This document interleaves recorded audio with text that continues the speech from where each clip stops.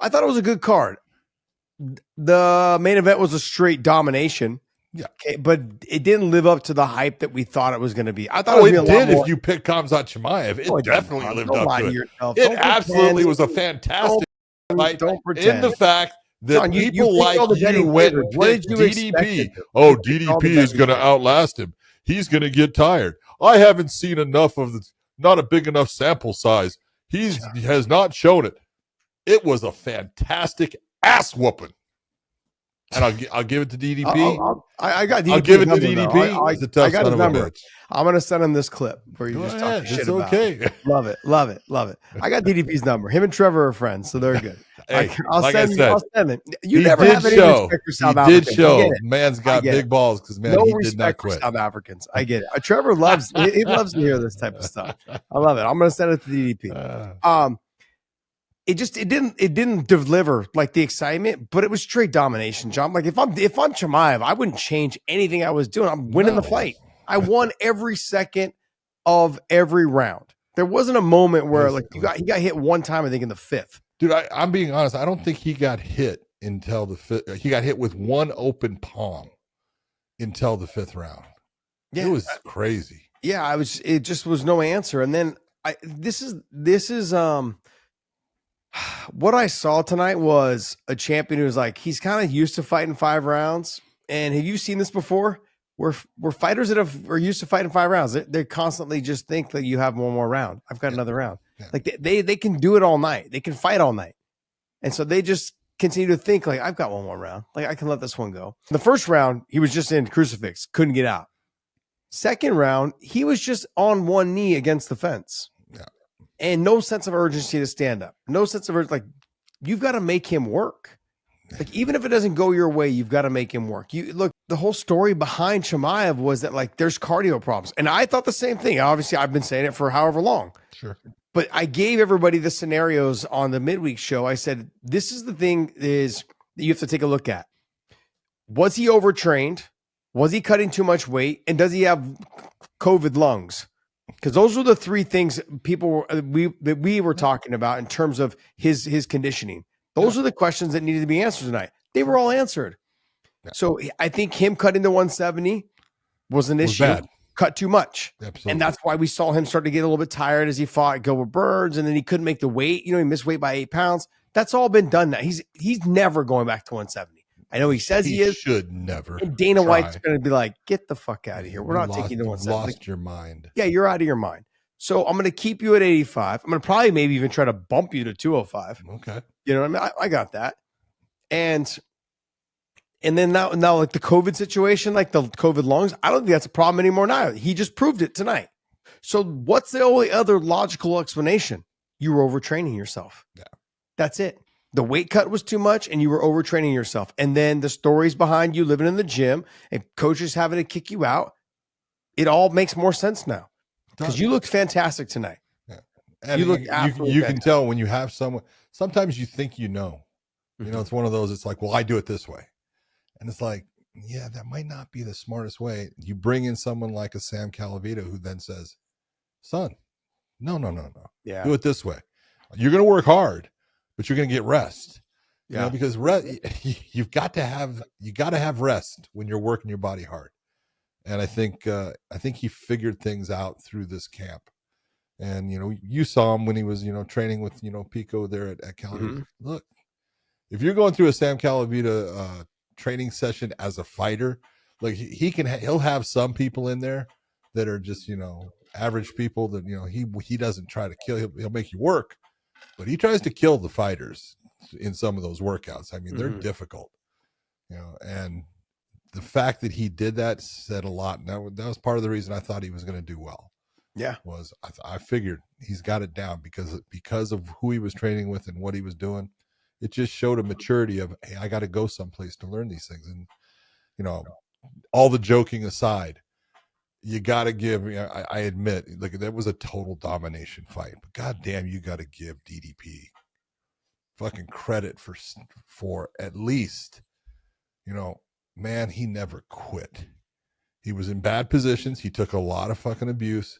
He never quit. I'm not saying he did all the right things, But there's those times, Josh, that you know what, and you've been there, I've been there, where all of a sudden you are in a situation with someone that they're doing things that you have always been able to stop, and you can't stop it with this guy. Yeah. He's just that level above, or does it in a way that it just doesn't work for you. And everything that you know how to do and how to get out of this, it's not working. And that was the night for DDP. I don't want to say no. I know. I agree with you. What I'm saying though is that it was that championship mentality of, or just the person who's used to fighting 5 rounds, expecting there to be another round, and it just, you can't let. I don't care if it's round 1 or if it's round 5. You can't let it slip away. These rounds mean too much. Yep. This isn't boxing where you can lose 1 or 2 and be like, okay, I can get it back. Like, it's not when that there's way. 12, it's a whole different story. Yeah, like you have 5 rounds and they all fight 3 all the time. So they're in phenomenal shape to go 3 rounds. It's what you do in those championship rounds to get it done.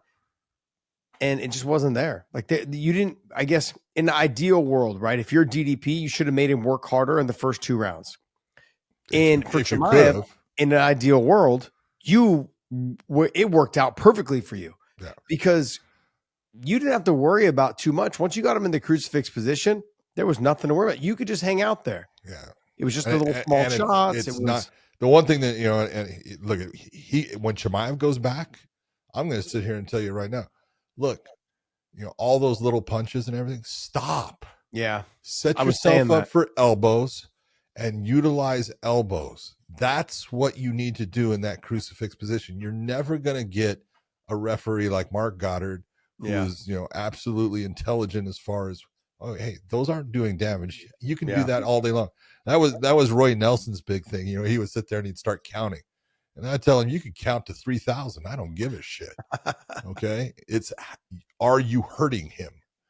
Okay. That's what it's got to be. And so you look and you go, I'm not saying that it's comfortable. It's not. Yeah. But it's not going to do something that's going to damage him in this fight that he can't go on. So you look at the whole situation of how things were going, man. Chimaev needs to switch up some of the things he's doing, because elbows are exactly what you want to do in that position.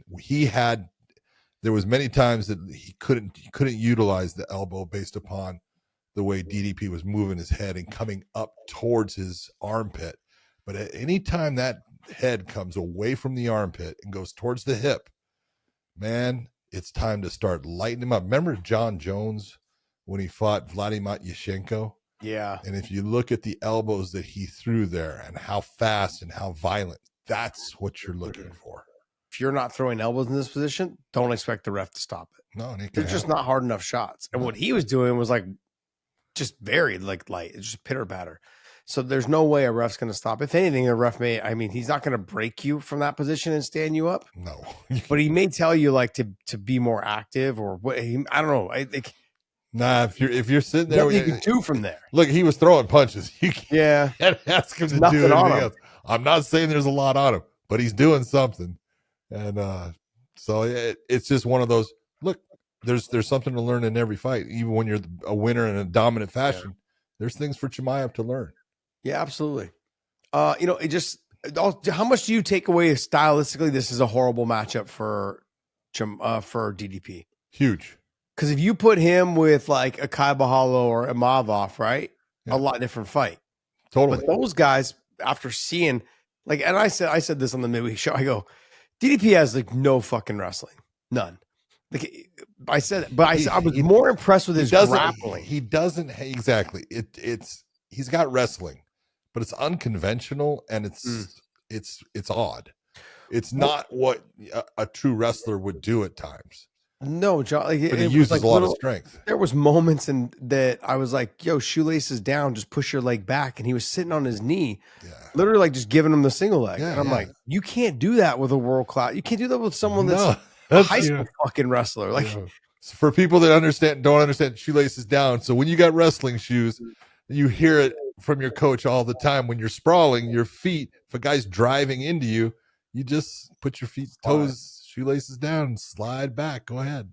Yeah, you never want your knee on the ground. No, because he'll come into you. Head. Yeah, so they can basically just drive into you. They use your weight on their back to actually like kind of put their forehead or like drive up with you. Yeah. It's just, I don't know. There was a lot of mistakes made in very simple situations. I don't know if I'm kind of almost like a firm believer on you can't teach a grown man how to wrestle.